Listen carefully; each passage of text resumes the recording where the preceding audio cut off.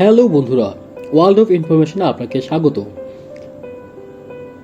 আফ্রিকার হৃদয়ে অবস্থিত প্রাকৃতিক সৌন্দর্যে ভরপুর একটি দেশ বুরুন্ডি, কিন্তু এই সৌন্দর্যের আড়ালে রয়েছে দারিদ্র সংগ্রামের গল্প।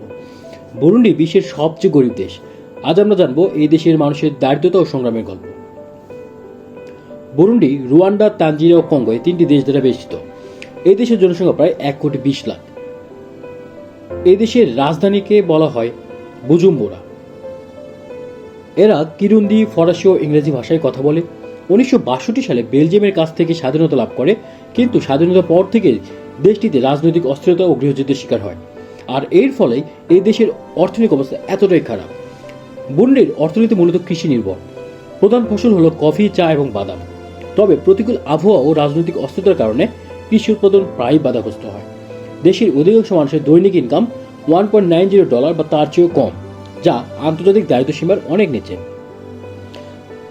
বাংলাদেশ টাকায় একজন মানুষকে সেখানে 100 থেকে 150 টাকা ইনকাম করার জন্য দিনব্যাপী কাজ করতে হয় এবং মাইলের পর মাইল সাইকেল চালিয়ে তাদের কৃষিপণ্য বাজারে নিয়ে যেতে হয়।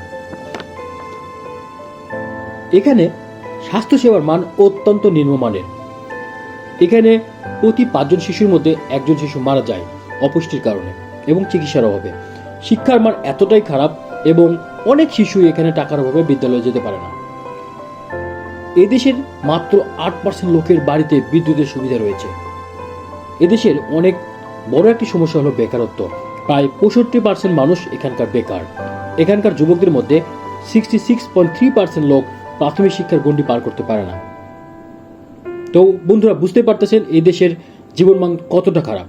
আর এই দেশের জনগণের জীবনমান দেখে আপনার মনে হতেই পারে আপনি তাদের তুলনায় অনেক বেশি ভালো আছেন এবং অনেক ধনী। সৃষ্টিকর্তার কাছে কৃতজ্ঞতা যে আমাদের জন্ম সেই দেশে হয় নাই। এছাড়াও রয়েছে দেশের বিভিন্ন কালচার এবং সংস্কৃতি। এই দেশের জনগণ ফুটবল খেলতে খুবই ভালোবাসে এবং স্বপ্ন দেখে তারা বাইরের দেশগুলোর, ইউরোপের যে দেশগুলোর ক্লাব রয়েছে সেই ক্লাবগুলোতে ফুটবল খেলতে যাওয়ার।